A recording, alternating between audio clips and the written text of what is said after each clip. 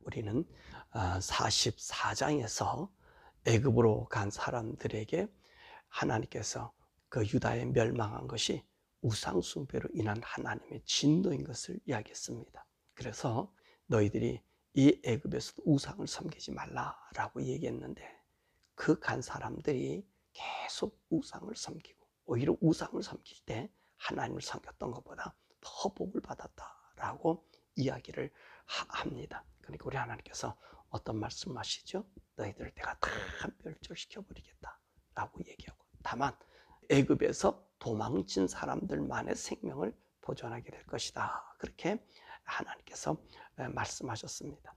사실 이 44장의 말씀까지를 통해서 유다의 멸망과 유다의 모든 사람들이 하나님의 징벌받는 그 징벌의 모습으로 보여집니다. 그래서 이 유다가 두 갈래로 갈라졌지요. 한 갈래는 바벨론으로 잡혀갑니다. 이 바벨론으로 잡혀가는 것이 하나님의 뜻이었지요.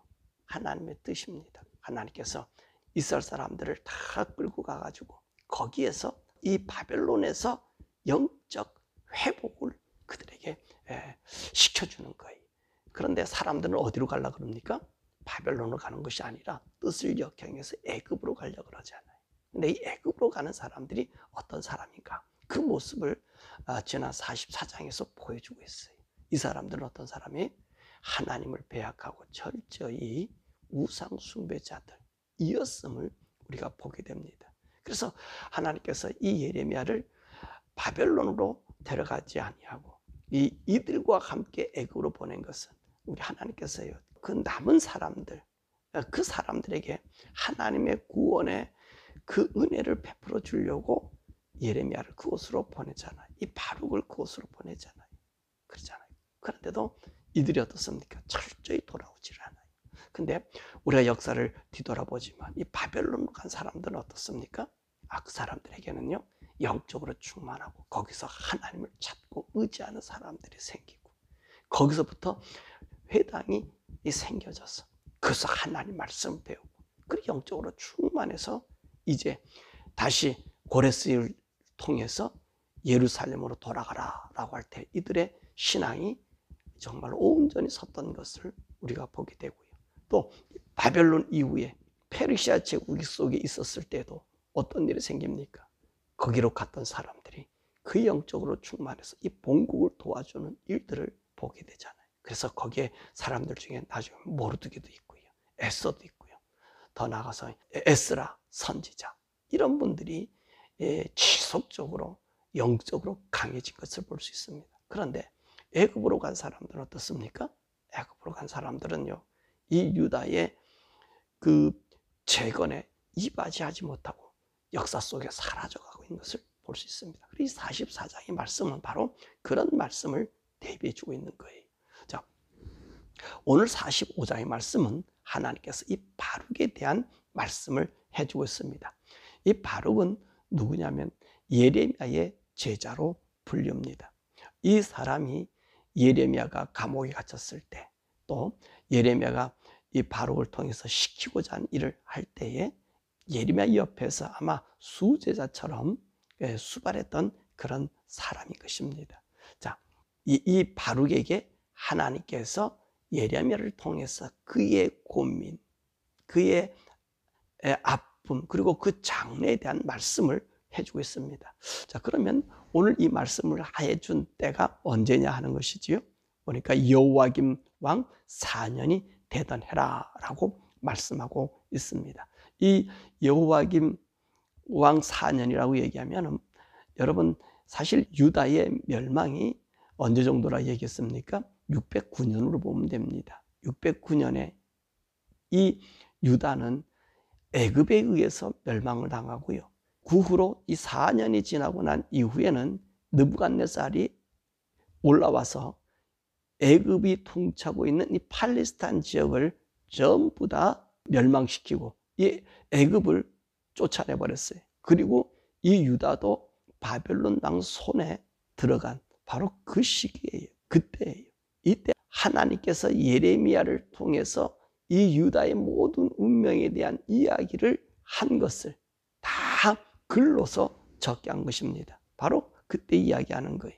그래서 오늘 이 말씀은 이 시간을 기점으로 해가지고 사실 이 1장에서 44장의 말씀은 유다에 대한 관련된 얘기라면 이제 46장에서 52장까지는 유다의 주변 나라들의 상황과 앞으로 하나님께서 어떤 계획이 그들에게 이미도 말씀하셨는가에 대한 말씀을 재정리하는 말씀인 것을 볼 수 있습니다. 자, 그러면 이 당시 유다가 멸망당하고요, 그리고 바벨론 손에 떨어져 나갔을 때 이 바룩의 고민이 있었다는 것입니다. 하나님께서 이 바룩의 고민을 아시고 예레미야에게 말씀해 주었어요. 그 바룩의 고민이 무엇이었습니까? 3절에 화로다. 여호와께서 나의 고통에 슬픔을 다하셨으니 나는 나의 탄식으로 피곤하여 평안을 찾지 못하도다 라고 이렇게 그가 속으로 울부짖고 한탄했다는 것입니다. 자, 그러면 바룩은 왜 이런 고민을 하게 되었을까요? 이 바룩은요, 선지자가 아닙니까? 그러니까 오늘 이 선지자인 바룩이 그나마 이 유다를 좀 죄에서 돌이키기를 그 나름대로 꽤 애썼던 것 같아요. 사람들이 어때요? 이 바룩의 말을 호락호락 듣지 않았단 말입니다. 더욱 이 바룩은 예레미야의 말을 통해서 듣고 본 바는 이스라엘 사람들의 성향이 어떤 성향이에요? 애굽을 사랑하잖아요. 애굽을 좋아하잖아요. 근데 하나님은 그 반대적인 상황이란 말이지요. 애굽을 숭상했던 너희들 다 망하니까 바벨론으로 가라. 보세요. 유다가 회복된다면 이 가까운 애굽에서 유다를 회복시키는 게 더 빠를까요? 아니면 저 바벨론에서 유다를 회복시키는 게 빠를까요? 인간적인 생각은 유다의 회복을 더 빨리 시킬 수 있는 것은 가까운 나라일 것이에요. 근데 하나님 어떻습니까? 완전히 분리된 저 바벨론이, 그것도 몇 년이죠? 유다 멸망 70년이에요. 70년의 종살이란 말이에요. 그럼 생각해 보세요. 70년이면 나라 형체가 없어져요. 유다 자체 형체가 없어져요. 근데 하나님은 글로 얘기한다는 거죠. 그러니까 그 당시 상황의 사람들이 믿을 수 있을까요? 하나님이 그렇게 하신다고 할 때 그 상황을 믿을 수 있겠냐는 말이에요. 믿을 수가 없지요. 그렇죠. 70년에 우리 이 땅에 살지 못하고 저 바벨론에 가서 하나님 우리를 훈련시켜가지고 그래서 이곳에 보내신다?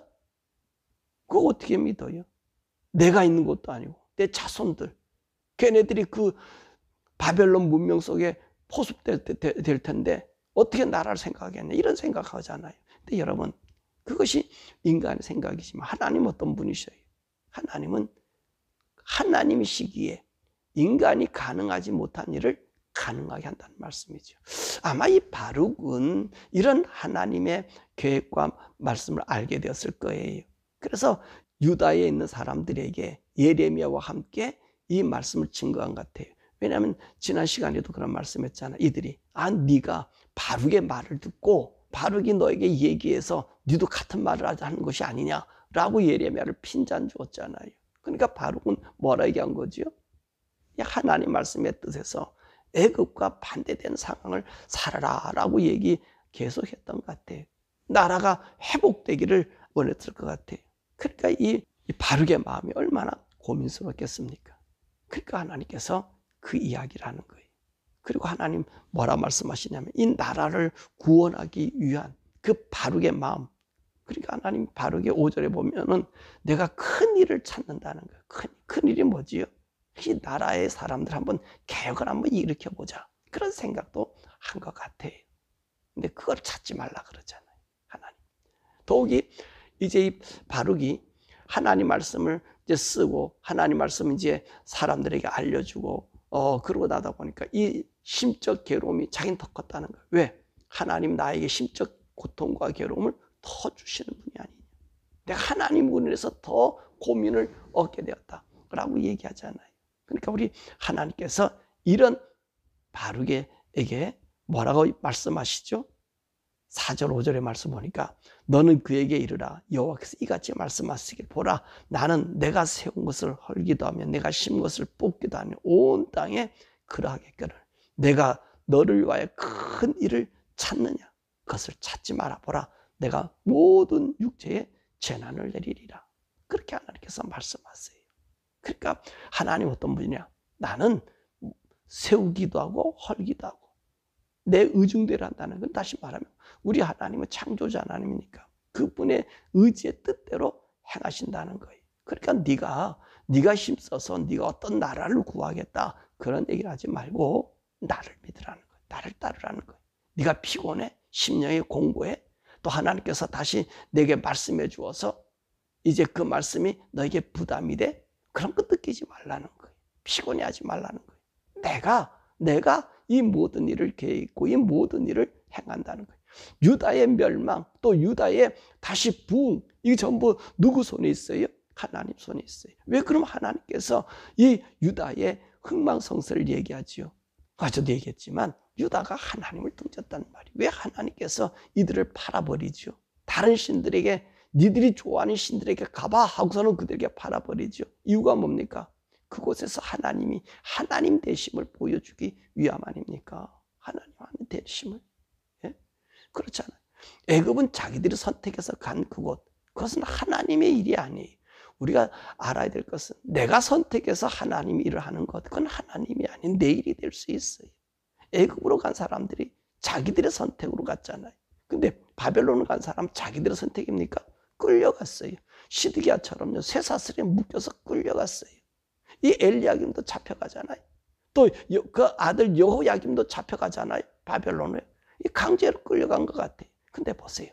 끌려간 그곳에 어떤 일이 생겨집니까?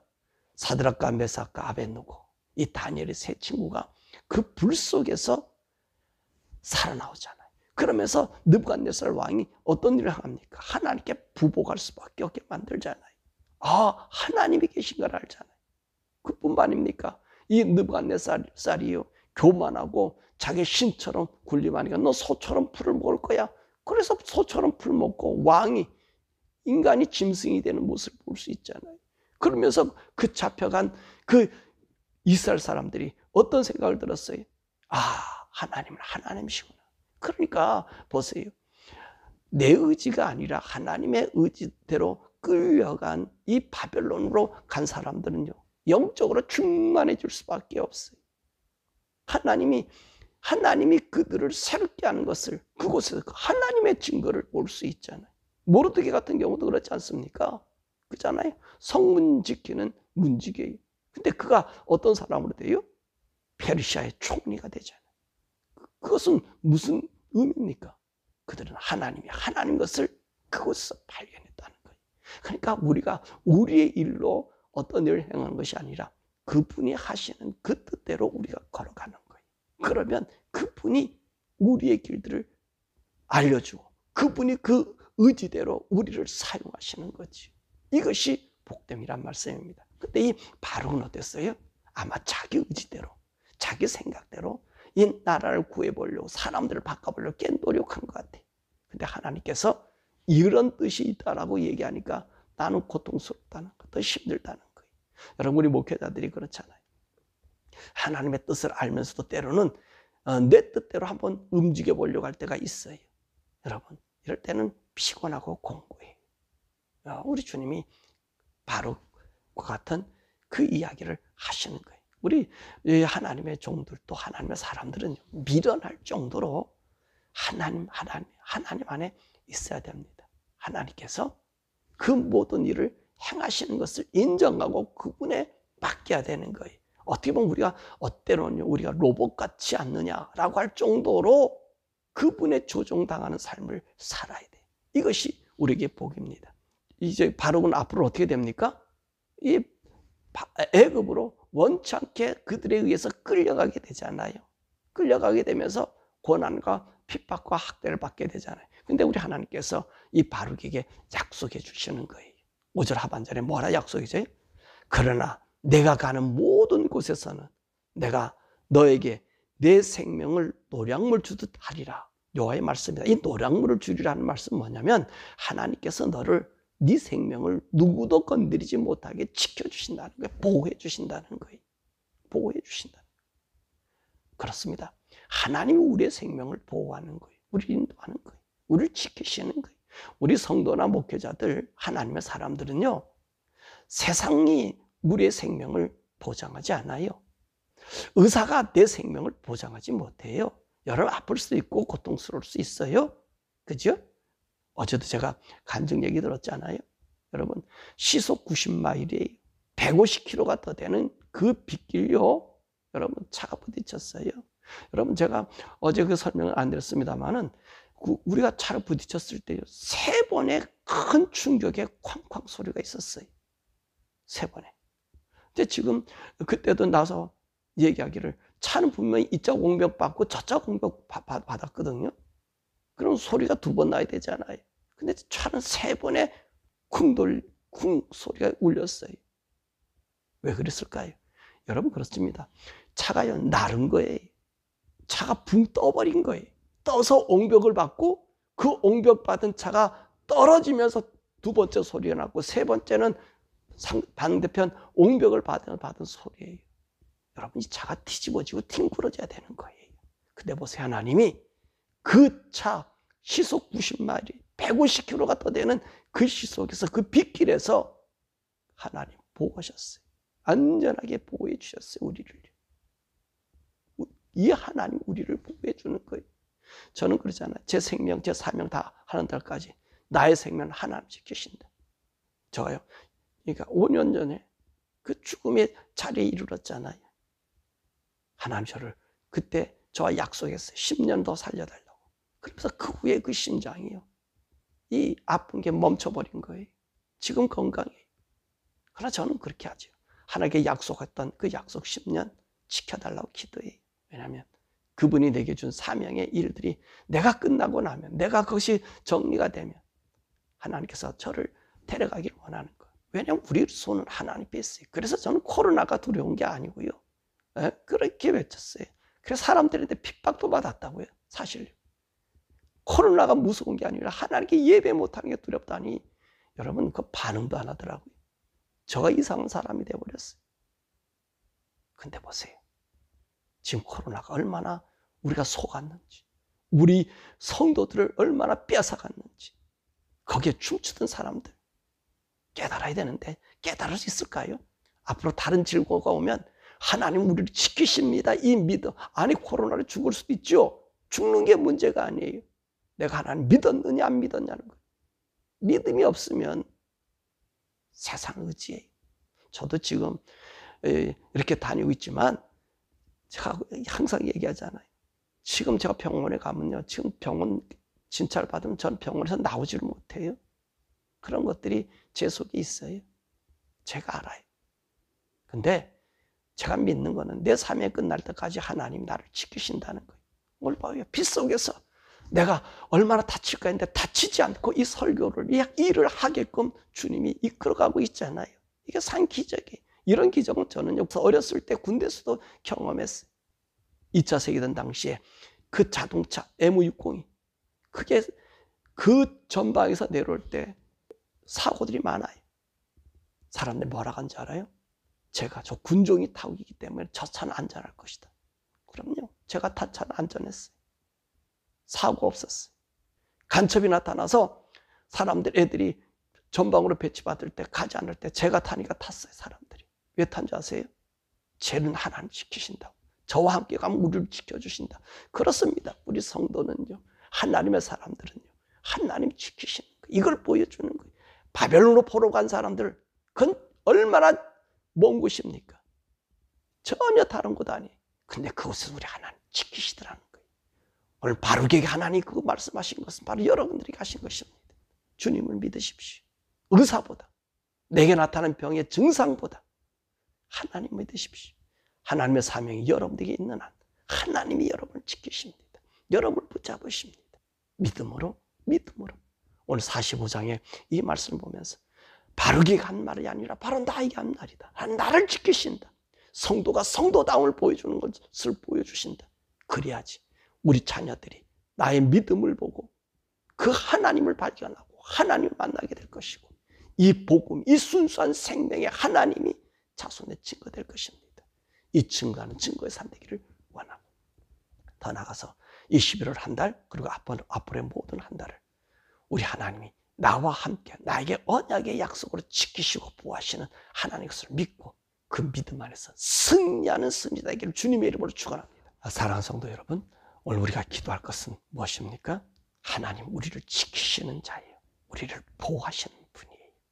여러분, 과학과 의학을 믿기보다 하나님을 믿으십시오. 그 하나님을 우리 삶의 끝날까지 지키셔요. 아니, 때로 내가 병 중에 있을 수 있어요. 고통 중에 있을 수 있어요. 그러나 하나님 나를 지키십니다. 그곳에서 내 생명을 하나님의 뜻에 맞게 우리를 인도하시고 하나님 영광을 보이십니다. 하나님만 의지하십시다. 오늘 이 시간 기도할 것은 하나님, 내가 하나님만 의지하는 신앙, 하나님만 바라보는 신앙, 이 세상의 그 어떤 것보다 하나님 우선주의, 그 믿음에 내가 굳건히 서고 이 11월 한 달도 믿음의 아름다운 결산을 맺는 그런 감사의 축제의 장이 이 11월 되게 해달라고 우리 주여 부르고 함께 기도하겠습니다.